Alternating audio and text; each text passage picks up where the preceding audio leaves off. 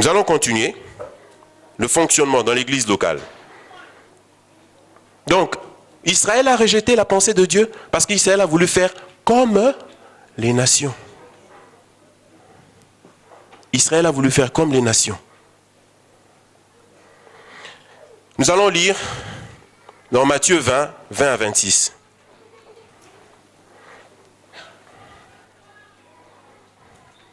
Matthieu 20, 20 à 26. Alors, la mère des fils de Zébédée s'approcha de Jésus avec ses fils et se prosterna pour lui faire une demande.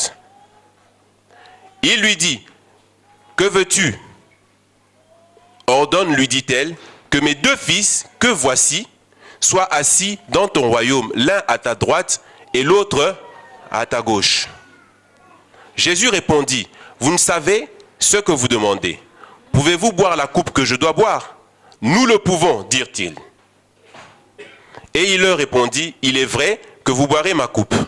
Mais pour ce qui est d'être assis à ma droite et à ma gauche, cela ne dépend pas de moi et ne sera donné qu'à ceux à qui mon Père l'a réservé. Les 10, ayant entendu cela, furent indignés contre les 2 frères. Jésus les appela et dit, « Vous savez que les chefs des nations les tyrannisent et que les grands les asservissent. » Verset 26, « Il n'en sera pas de même au milieu de vous. Mais quiconque veut être grand parmi vous, qu'il soit votre serviteur. » Quiconque veut être grand parmi vous, qu'il soit votre serviteur. Qu'est-ce qui est en train de se passer là? La mère des fils de Zébédée vient faire une demande au Seigneur Jésus. Mais quand elle vient faire une demande, elle a dans sa tête la manière de fonctionner du monde. Alléluia. Voilà. Et les disciples aussi, nous allons le voir plus loin. Alors, quand elle fait sa demande, Christ lui donne la réponse. Mais après maintenant, Christ appelle les disciples pour faire ce que nous avons dit, ce que la parole dit dans Romains 12, que votre intelligence soit renouvelée. Il dit ceci, vous savez, on nous remet le verset, vous savez, les chefs des nations, ça doit être 24 je crois. Non, 25, voyons dans 25. Voilà. Jésus les appela et dit, vous savez que les chefs des nations les tyrannisent et les grands les asservissent. Qu'est-ce que le Seigneur Jésus-Christ est en train de révéler là? Le Seigneur Jésus-Christ est en train de révéler un système de fonctionnement du monde. Alléluia. Il dit, vous savez, les chefs des nations les tyrannisent et les grands les asservissent. Il est en train de mettre en évidence une structure d'autorité du monde. Un type de fonctionnement du monde. Nous allons voir, tyranniser vient du mot, pour ceux qui écrivent, katakourieo, c'est en grec. Katakourieo. K-A-T-A-K-U-R-I-E-U-O. Katakourieo, qui veut dire dominer sur, amener sous son pouvoir. Alléluia. Saisissez ces choses. Tyranniser vient du mot, je le répète encore, katakourieo, qui veut dire dominer sur ou amener sous son pouvoir. Alléluia. Et asservir vient du mot grec kataxousiadzo. K-A-T-E-X-O-U-S-I-A-D-Z-O. Kataxousiadzo. Qui veut dire exercer son pouvoir sur. Alléluia. Est-ce que vous me saisissez? Alors, voilà les mots qui ont été employés en grec, qui ont été écrits en grec. Christ est en train de dire ceci. Il parle aux disciples. Il dit, vous savez, dans les nations, ils ont un système d'autorité, un système de fonctionnement où on exerce le pouvoir sur. Alléluia. Ou bien on amène les gens sous son pouvoir. Alléluia. C'est ce que Christ est en train de dire. Mais regardons plus loin qu'est-ce que Christ dit pour l'Église. Il dit ceci, on avance. Verset 26. Il dit ceci, mais, vous me saisissez? il n'en sera pas de même au milieu de vous. Est-ce que vous comprenez? Christ rejette le système d'autorité du monde. Il dit ceci, dans le monde, ils ont une façon de fonctionner où il faut exercer le pouvoir sur les gens. Donc, il y a un chef et il y a des sujets. Est-ce que vous me comprenez? Il y a un dominant et il y a des dominés. Est-ce que vous me comprenez? Et Christ dit ceci aux disciples. Il dit, au milieu de vous, il n'en doit pas être. Amen. Christ rejette le système d'autorité du monde. C'est ce que j'ai appelé la structure païenne, où il y a un chef qui domine sur les autres. Et il dit, il n'en sera pas de même au milieu de vous. Vous me saisissez? Ça, c'est la structure païenne. L'Église, c'est ce que j'ai dit, l'Église ne doit pas appliquer ou hériter du système ou des systèmes du monde. L'Église a un autre système de fonctionnement. Alléluia. Sinon, nous allons prendre ce que le monde a conçu, nous l'appliquons à l'Église. Et quand Dieu regarde, Dieu ne se retrouve pas là-dedans. Parce que Dieu a un autre système de fonctionnement. Alléluia. Nous allons continuer. Et ça, c'est la structure du monde, la structure païenne. La structure d'autorité du monde païen. Alléluia. Nous allons continuer.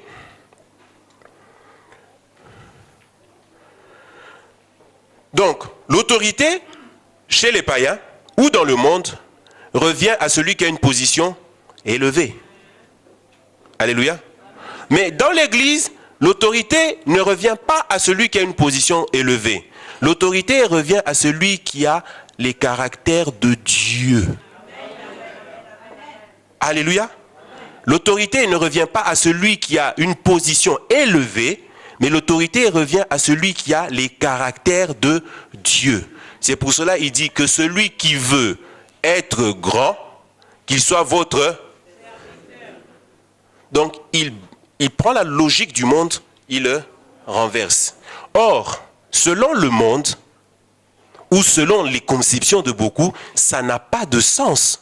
Parce que celui qui veut être grand ne peut pas être serviteur des autres.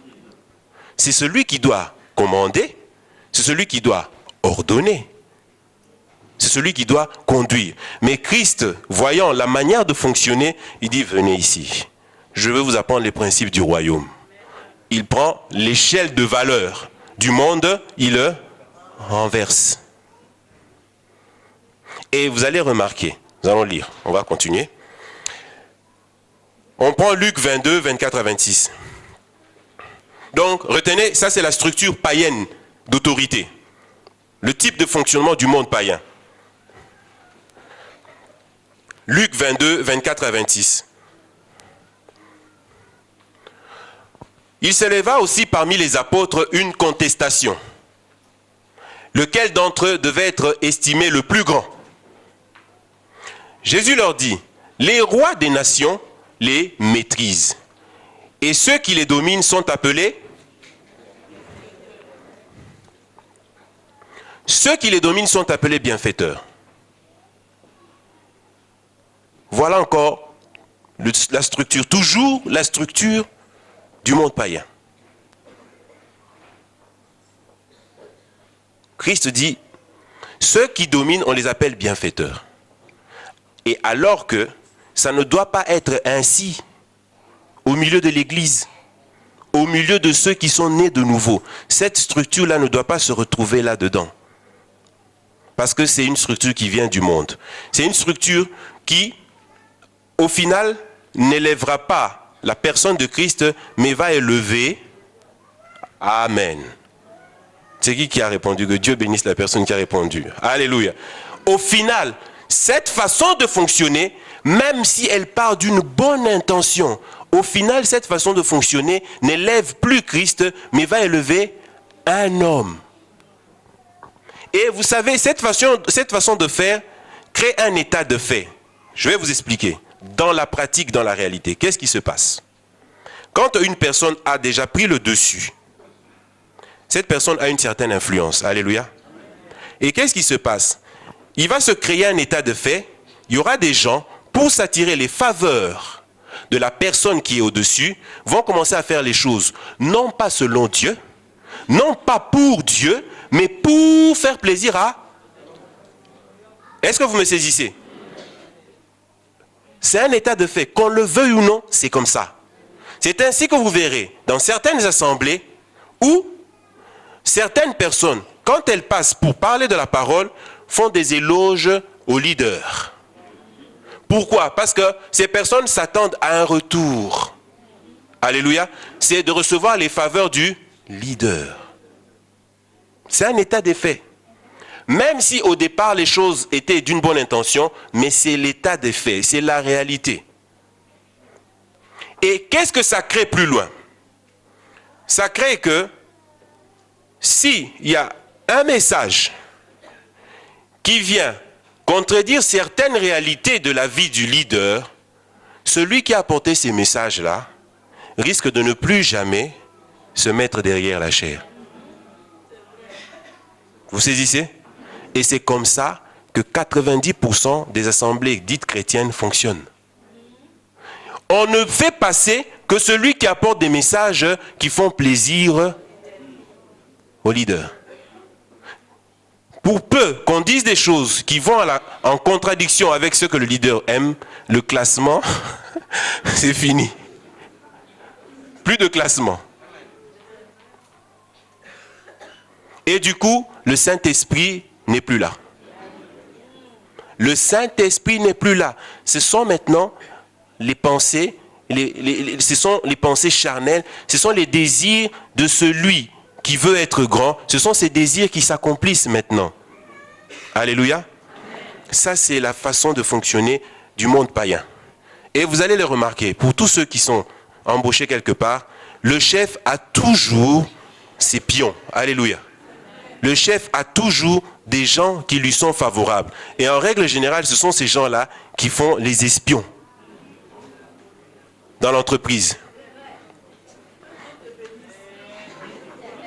En règle générale, ce sont ces gens-là qui font les espions. Ils sont toujours là, ils écoutent ce qu'on dit à gauche, ce qu'on dit à droite. Et qu'est-ce qu'ils font généralement? Ils provoquent même les conversations contre le chef. Ils vont provoquer pour vous entendre. Et ceux qui ne sont pas clairvoyants, vous parlez. Et quand vous avez fini de parler, vous êtes surpris que le chef dit tel au bureau. Qu'est-ce qui se passe? Mais c'est parce que vous avez trop parlé. C'est pour ça qu'il ne faut pas trop parler au travail. Amen. Donc voilà. Et c'est comme ça dans les assemblées maintenant. Dieu n'est plus là. C'est la volonté d'un homme qui commence maintenant à s'appliquer. Et comme le Saint-Esprit n'est pas là, comme Dieu n'est pas là, et comme l'homme qui domine veut s'assurer de ne pas être dérangé, il place ces gens qui placent des espions.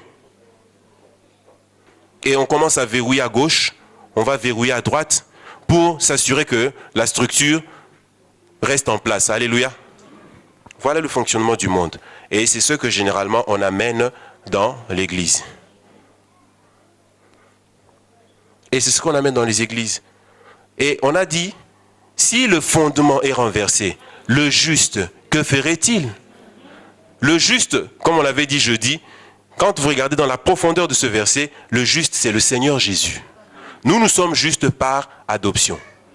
Mais le vrai, le seul juste, c'est le Seigneur Jésus. Mais la Bible dit, si les fondements sont renversés, le juste, qui est le Seigneur Jésus-Christ, qu'est-ce que vous voulez qu'il vienne faire là? Il n'est pas là. Il ne se reconnaît pas. Parce que ce qui se fait là, c'est une entreprise personnelle, une entreprise de quelques personnes. Et en règle générale, ceux qui bénéficient de ce système ne voudront jamais que les choses changent. Donc du coup, on se retrouve comme en politique. Et quelle politique? En Afrique. Ou bien dans d'autres pays où il y a la dictature. Il y a des dictatures apparentes où c'est vraiment très, très, très explicite, très, très, très voyant, où il y a des dictatures où c'est un peu soft. Mais c'est la dictature quand même. Mais c'est un peu soft. Vous comprenez ces choses? Et ce sont ceux qui bénéficient du système. C'est pareil. Je prends l'exemple d'Afrique parce que là, c'est vraiment criant. Ils ne voudront jamais que les choses changent. Parce qu'ils bénéficient du système. Et c'est pareil dans les églises. Ceux qui ont les faveurs du leader, entre guillemets leader, parce que normalement, selon la pensée de Dieu, c'est pas comme ça. Mais ceux qui ont les faveurs du leader, ils sont toujours prêts à défendre le système. On va aller chercher, fouiner, chercher les versets qui peuvent. Mais la pensée de Dieu, c'est ça. Il n'en sera pas de même au milieu de vous. Alléluia. Il n'en sera pas de même au milieu de vous.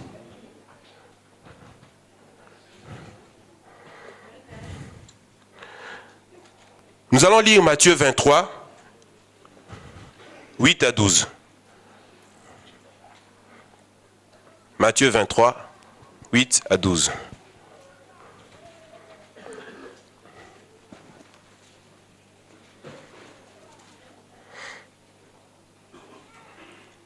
Matthieu 23, 8 à 12. Mais vous, ne vous faites pas appeler Rabbi, car un seul est votre maître, et vous êtes tous. Amen. Mais vous ne vous faites pas appeler Rabbi, car un seul est votre maître, et vous êtes tous. Il y a des gens qui n'aiment plus qu'on les appelle frères. Il y a des gens qui n'aiment plus. Pour lui, quand tu l'appelles frère, c'est comme si tu le diminues. Ah, tu es frère. S'il ne veut pas, tu lui dis frère. Serre-lui la main, tu dis frère. Il y a des gens qui n'aiment plus ça. Mais c'est la Bible qui dit, vous êtes tous frères. Nous sommes tous frères. Il y a des gens qui n'aiment plus ça. Non, moi je suis révérend machin XX. Tu es frère. Alléluia. Si on peut continuer.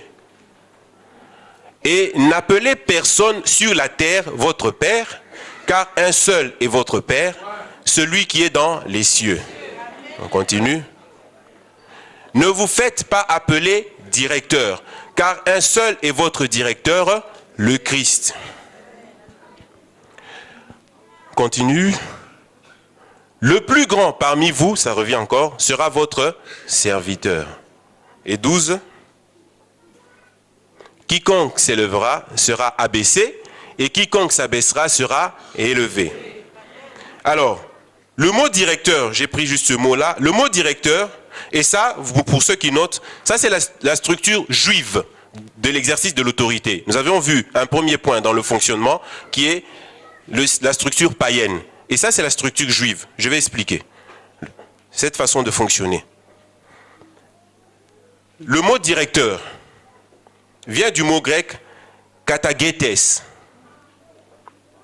Le mot directeur vient du mot grec katagetes. K-A-T-H-E-G-E-T-E-S. Katagetes. Qui veut dire guide. Et ce mot-là, il est lui-même composé de deux mots. Kata et Egeomai. Donc, le mot katagetes est composé de deux mots, kata et Egeomai. Kata qui veut dire entre ou contre, et Egeomai qui veut dire aller devant, mener. Qu'est-ce que Christ est en train de dire? C'est que katagetes, ça veut dire leader, guide. Christ rejette cette façon de fonctionner. Il dit, ne vous faites pas appeler. Or, quand vous regardez actuellement, c'est ce qu'on vient de dire, il y a une comment dirais-je, il y a, quel terme, le terme m'échappe. Mais bref, ce que je voudrais dire, c'est qu'au jour d'aujourd'hui, on remarque que partout, ce sont les titres maintenant. Alléluia. En fin de compte, c'est cette façon de fonctionner que Christ dit. Ce sont les titres maintenant. Bishop international, archi-bishop, révérend XX, c'est cette façon-là de fonctionner. Et Christ rejette cette façon de fonctionner. Parce que c'est cette façon-là que les Juifs avaient. Alléluia. Où ils se faisaient appeler par des titres. Et ces titres-là, c'était des titres qui leur donnaient une certaine position dans la société. Alléluia. Des titres honorifiques. Et Christ rejette cette façon de fonctionner. Il dit, ne vous faites pas appeler un tel, un tel, un tel. Vous êtes tous frères. Alléluia. Parce que cette façon de fonctionner, dès l'instant où ça prend place, ça crée des clivages. C'est comme s'il y a le peuple et il y a une autre classe, les dirigeants. Mais nous sommes tous frères. Il n'y a pas deux classes. Nous sommes tous frères. Chacun selon la grâce que Dieu lui a accordée. Mais dans cette façon de fonctionner, ça crée deux classes. Et c'est ce que nous voyons dans ce qu'on appelle l'Église catholique. Il y a ce qu'on appelle le clergé et les laïcs. C'est exactement ce qui a été repris dans les assemblées chrétiennes. Il y a les spécialistes de Dieu, les bishops internationaux, révérends, et maintenant il y a le peuple. Mais non, nous sommes tous frères. Mais chacun selon la grâce que Dieu lui a accordée. Alléluia. Et Christ rejette ça. Ne vous faites pas appeler. Ce n'est pas seulement le fait d'appeler une personne comme ça, non. C'est parce que cette façon-là crée un système. Et Christ refuse ça. Et c'est ça qu'il y avait chez les Juifs. C'est cette façon de fonctionner qu'il y avait chez les Juifs. Et Christ rejette cette façon de fonctionner. Alléluia. Christ rejette cette façon de fonctionner. Regardons dans Luc 9, 46. Or, une pensée leur vint à l'esprit. Savoir lequel d'entre eux était le plus grand. On continue. Jésus, voyant la pensée de leur cœur, prit un petit enfant, le plaça près de lui et leur dit, quiconque reçoit en mon nom ce petit enfant, me reçoit moi-même. Et quiconque me reçoit, reçoit celui qui m'a envoyé. Car celui qui est le plus petit parmi vous tous, c'est celui-là qui est. Amen. Alors, on revient sur 46. Or, une pensée leur vint à l'esprit, savoir lequel d'entre eux était le plus grand. Quand nous allons dans les textes originaux, le plus grand vient du grec meison. M-E-I-Z-O-N.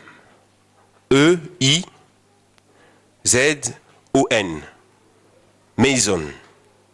Qui veut dire supérieur. Alléluia. Qui veut dire supérieur.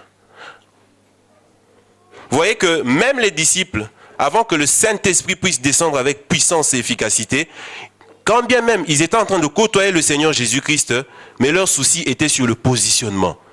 Alléluia. Et ça, c'est la réalité de l'être humain.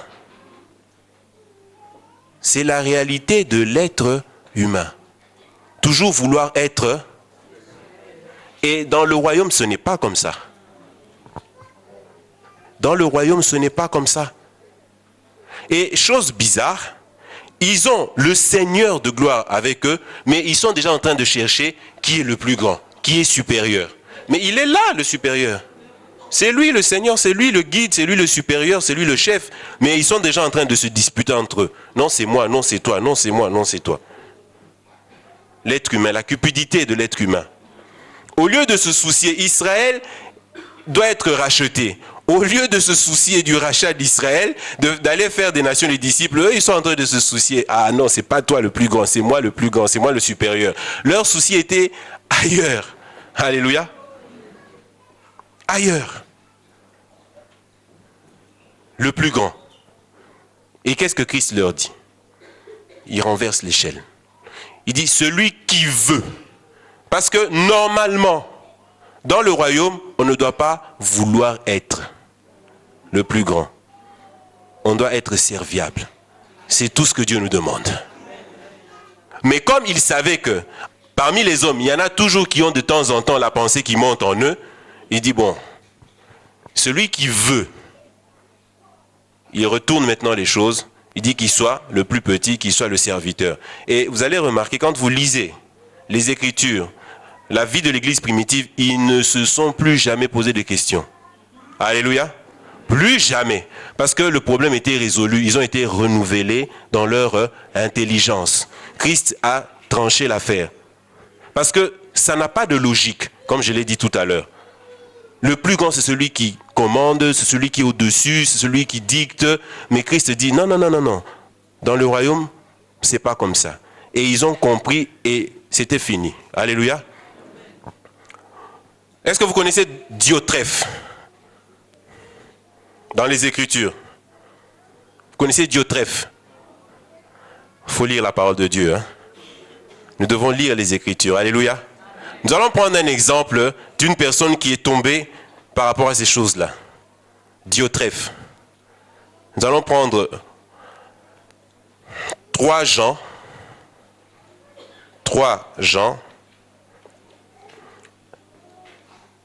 Au premier chapitre, 3 Jean 1, 5 à 10. Diotrephe. 3 Jean.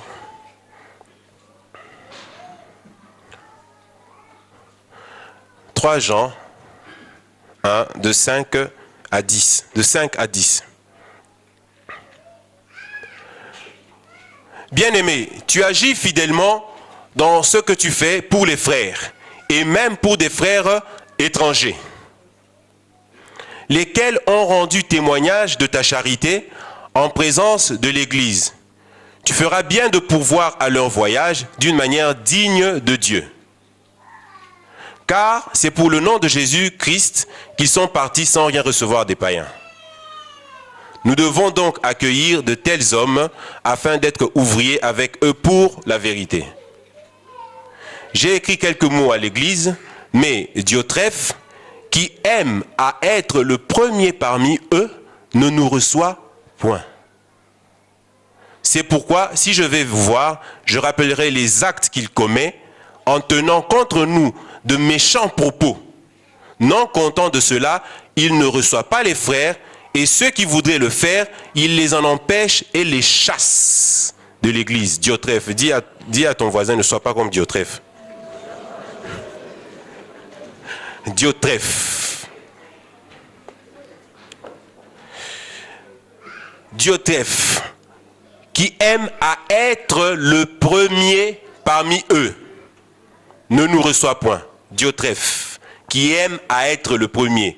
Voilà encore quelqu'un qui est tombé sous le verset qui dit celui qui veut. Mais lui, il n'a pas appliqué le verset. Il voulait simplement être premier, mais il n'a pas appliqué le verset. Alléluia. Le mot grec premier, celui qui aime être le premier. Le mot grec premier, c'est le mot philoprotéo. Le mot grec philoprotéo. P-H-I-L-O-P-R-O-T-E-U-O. Philoprotéo, qui veut dire, qui vient de 2 mots, philos, ami, protos, chef. Alors, qu'est-ce que cela veut dire? Quand on dit que Diotrephe aime à être le premier, ça veut dire que Diotrephe voulait être chef. Alléluia. Or, on a lu avant, le Seigneur a dit qu'il n'en soit pas de même au milieu de vous. Diotrephe voulait être chef. Diotrephe. Et le fait que Diotrephe voulait être chef, qu'est-ce que cet esprit a créé en lui? Quand ceux qui étaient des ouvriers de la vérité venaient pour apporter la vérité, pour partager avec les autres, la Bible dit, Diotrephe, qui aime à être le premier parmi eux, ne nous reçoit point. Le mot recevoir là, ça veut dire n'accepte pas, n'admet pas. Donc Diotrephe s'oppose maintenant à la vérité. Vous comprenez ces choses? Parce que Diotrephe sait que si la vérité arrive, cela mettra à nu ses ambitions. Cela mettra à nu l'esprit qui n'est pas l'esprit de l'évangile. Alléluia. Voilà pourquoi Diotrephe dans l'église a commencé maintenant à rejeter ceux qui amenaient la vérité. Voilà pourquoi c'est Jean qui est en train d'écrire. Il dit, Diotrephe ne nous reçoit point. Jean, Jacques, Pierre, les colonnes. Alléluia. C'était des colonnes. C'est eux que Dieu a utilisés en premier pour pouvoir poser les fondements. Alléluia. Voilà maintenant que Diotrephe, animé de la cupidité, de la vaine gloire, Diotrephe veut maintenant ériger un système où lui va être en premier, au-dessus des autres. Et pour ce faire, il commence maintenant à empêcher que la vérité soit proclamée, que la vérité soit annoncée. Alléluia. Voilà la réalité de ce que cet esprit de vouloir être au-dessus des autres, voilà la réalité que ça crée. On commence à empêcher maintenant que la vérité soit annoncée. Alléluia. Diotrephe. Nous ne devons pas être des Diotrephes. Alléluia. C'est pour cela, il dit, celui qui veut, dès l'instant où cette pensée te monte, de vouloir être au-dessus, mets-toi en dessous des autres. Alléluia. Parce que si cette pensée s'installe, c'est une pensée qui s'oppose